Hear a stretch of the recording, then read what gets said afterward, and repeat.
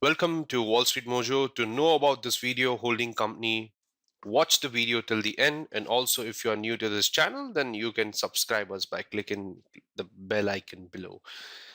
Okay, now today we have a topic that is holding company or the parent company. We usually have heard these terms like parent companies, subsidiary companies. I mean, what are these terms? Holding companies, subsidiary companies. We'll try and get this in a very detailed format. Now, as you can see, there's holding company is a company which majority voting rights of the other companies, that is subsidiaries. They control it, its management and their operations of the company. So in this particular scenario, what is first I'll take what is the holding company. See, first, see, the parent company or a holding company is a company with the majority of voting rights of the other companies, like for subsidiaries to control its management and the operations of the company. And a wholly owned subsidiary, a wholly owned a wholly owned subsidiary company, to control its management, and would be the one wherein the parent company has 100% of the voting rights. So a partially owned subsidiary company will be where the parent company has more than 50%, has added over here greater than 50% of the voting rights. Like if I talk about Walt Disney, let me talk about Walt Disney Company. Okay, so they have more than 50 subsidiary, right? And there's a partial list of the subsidiary company. Okay, like ABC Holding and Cables and Disney Enterprise, Disney FTC, Disney Online, and so on and so forth. They are.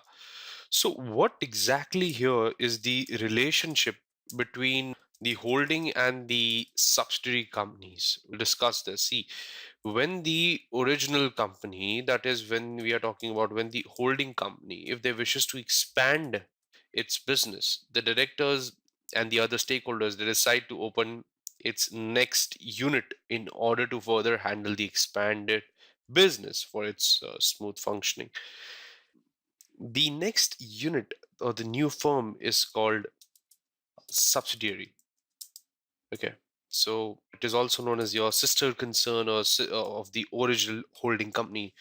It's known as sister concern. So when a business is basically, let's say it is in the expanded or in the expansion stage, the subsidiary may carry out same lines of the business with the expansion to some other locations possible, maybe, or vary with the original operations. So that is also there, with expansion being a new line of business. So whatsoever, the parent company and subsidiary is, you can say that they are independent of each other, independent organizations. However, the original company, that is the holding company, they hold the majority of the shares in the concern, and the reason for it being called as the subsidiary or the sister concern. Now, we'll take an example here of Nike, a parent company like Nike. I'll start with an example here. Let's say Nike Inc. has more than 100 subsidiary companies. The partial list of these subsidiary is like, Nike, just saying for the for your knowledge purpose, Nike Hong Kong, Nike Hungary. Okay. Then there's Nike India Holding Limited, so on and so forth. Kenya, Nike Japan, Nike Israel, so Limited, SNL, LLC, BV, Inc. So that's how the subsidiaries names are been formed based on the countries in which they have been operated.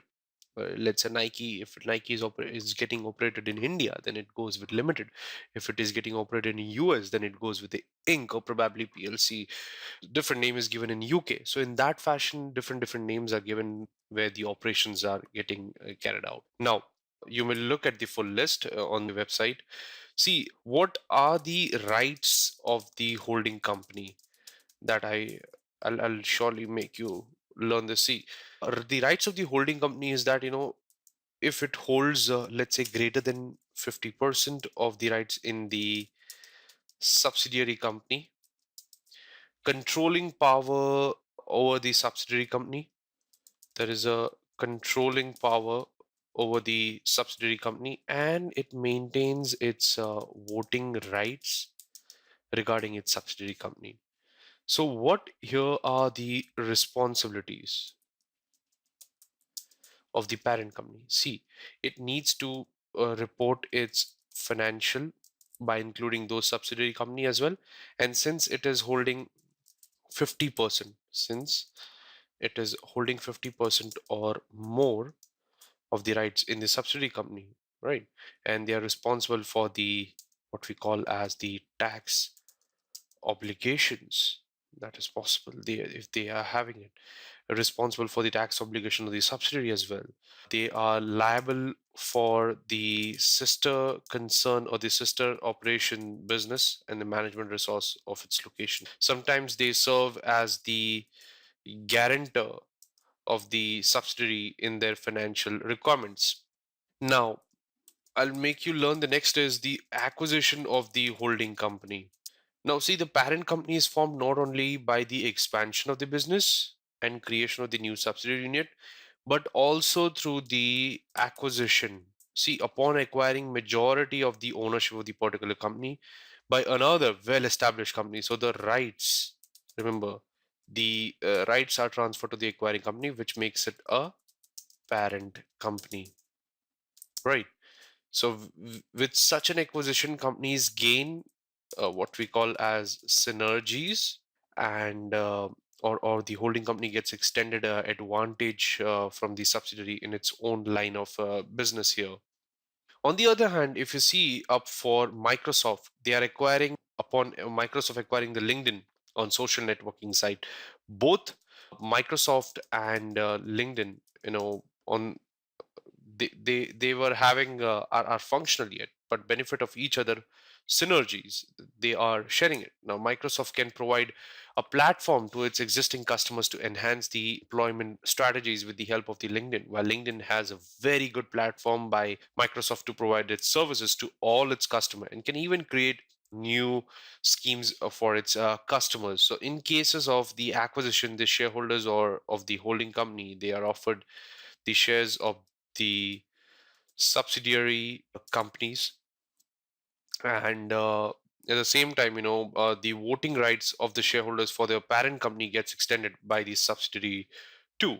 So another benefit that comes into picture here is that when the assets, if they are transferred between the two companies of the holding company and subsidiary, the tax effects on the capital gain for the receiver company can be avoided. And other tax benefits like, arising from dividend payouts of one company can be used by the other one as well. So over here, what exactly the conclusion arrives?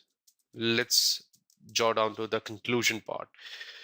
See, there are quite some benefits of the holding company and subsidiary model. A parent company invites a lot of opportunities for the subsidiary company and its employees. Most of the times, it works towards the benefiting both the companies, and a lot of investment banks in Luxembourg countries had a sister concern in offshore countries, which contributes to the middle office and the back operations of their holding company. So the parent company and subsidiary in such cases hold the majority of the shares of such subsidiaries, and thereby being allowed for making major decisions. Plus, the sister concern is welcome to enjoy the common rights that goes through between the companies, and hence it brings out the best performance of the companies.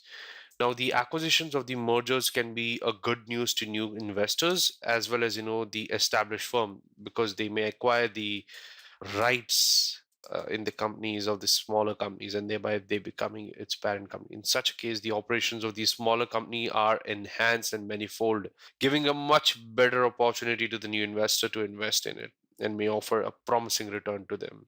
So that's it for this particular topic. Cheers. If you have learned and enjoyed watching this video, please like and comment on this video and subscribe to our channel for the latest updates.